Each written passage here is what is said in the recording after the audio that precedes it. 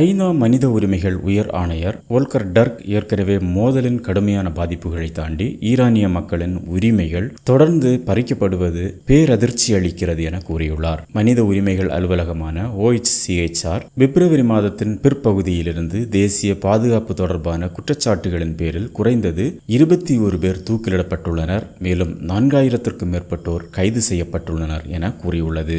தூக்கிலிடப்பட்டவர்களில் போராட்டங்களுடன் தொடர்புடைய நபர்கள், எதிர்க்கட்சி குழு உறுப்பினர்கள் என கூறப்படுபவர்கள் மற்றும் உளவு பார்த்ததாக குற்றம் சாட்டப்பட்டவர்கள் ஆகியோர் அடங்குவர். போர்க்காலங்களில் கூட அடிப்படை பாதுகாப்புகள் நிலைநிறுத்தப்பட வேண்டும் என திரு டர்க் வலியுறுத்தியுள்ளார். போர்க்காலங்களில் மனித உரிமைகளுக்கான அச்சுறுத்தல்கள் தொடர்ந்து பன்மடங்கு அதிகரிக்கின்றன என்று கூறிய அவர், தன்னிச்சையான தடுப்பு காவலுக்கு எதிரான பாதுகாப்பு மற்றும் நியாயமான விசாரணைக்கான உரிமை போன்ற முக்கிய உரிமைகள் எல்லா நேரங்களிலும் முழுமையாக மதிக்கப்பட வேண்டும் என்றும் கூறியுள்ளார். அனைத்து மரண தண்டனைகளை நிறுத்தவும், மரண தண்டனை பயன்பாட்டிற்கு தற்காலிக தடை விதிக்கவும், சட்ட நடைமுறை மற்றும் நியாயமான விசாரணைக்கான உத்தரவாதங்களை முழுமையாக உறுதி செய்யவும், தன்னிச்சையாக தடுத்து வைக்கப்பட்டவர்களை உடனடியாக விடுவிக்கவும் டர்க் அழைப்பு விடுத்துள்ளார். ஈரான் தேசிய பாதுகாப்பு குற்றச்சாட்டுகளை பரவலாக பயன்படுத்துவது குழந்தைகள் உட்பட பல தனிநபர்களை ஆபத்தில் ஆழ்த்தியுள்ளது என்று மனித உரிமைகள் நீதிமன்றம் எச்சரித்துள்ளது. சித்திரவதை, கட்டாய வாக்குமூலங்கள் மற்றும் சட்ட பிரதிநிதித்துவம் மறுக்கப்படுதல் குறித்த அறிக்கைகள் சட்ட நடைமுறை குறித்து கடுமையான பிரச்சனைகளை எழுப்பியுள்ளன.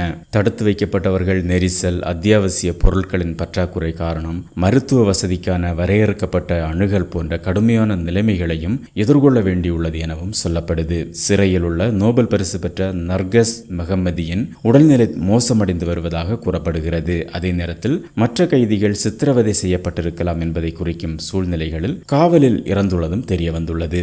அதிகாரிகள் உலகின் மிக நீண்ட இணைய முடக்கங்களில் ஒன்றையும் விதித்துள்ளனர். தற்பொழுது 61 நாட்களாக இணைய சேவைகளை துண்டித்துள்ளனர். இது இதுவரை பதிவு செய்யப்பட்ட மிக நீண்ட மற்றும் கடுமையான முடக்கங்களில் ஒன்றாகும். இது நாடு முழுவதும் உள்ள மக்களுக்கு முக்கிய தகவல்களை பெறுவதை மறுக்கிறது, சுதந்திரமான குரல்களை ஒடுக்குகிறது, மேலும் மிகப்பெரிய சமூக மற்றும் பொருளாதார தீங்குகளை விளைவிக்கிறது எனவும் டர்க் கூறியுள்ளார். இது ஏற்கனவே நிலையற்ற மனிதாபிமான மற்றும் பொருளாதார சூழலை மேலும் மோசமாக்குகிறது.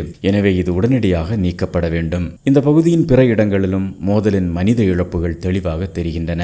லெபனானில் நிலையற்ற தன்மை மற்றும் இடம்பெயர்வின் சுமையை குழந்தைகள் தொடர்ந்து தாங்கி வருகின்றனர் என்று ஐநா குழந்தைகள் நிதியம் தெரிவித்துள்ளது. நெருக்கடி காலங்களில் மாற்றுத்திறன் கொண்ட குழந்தைகள் அதிகப்படியான ஆபத்துகளை எதிர்கொள்வதாக அந்த முகமை எச்சரித்துள்ளது. மேலும் பலரின் ஆதரவுடன் செயல்படுத்தப்பட்டு வரும் தேசிய மாற்றுத்திறன் உதவி திட்டத்தின் வாயிலாக 38,000க்கும் மேற்பட்டோர் உதவிகளை பெற்று வருவதாகவும், இவர்களில் 17,500 குழந்தைகள் உட்பட 12,000 குடும்பங்கள் அவசர பண உதவியை பெற்றுள்ளனர் எனவும் சொல்லப்பட்டுள்ளது.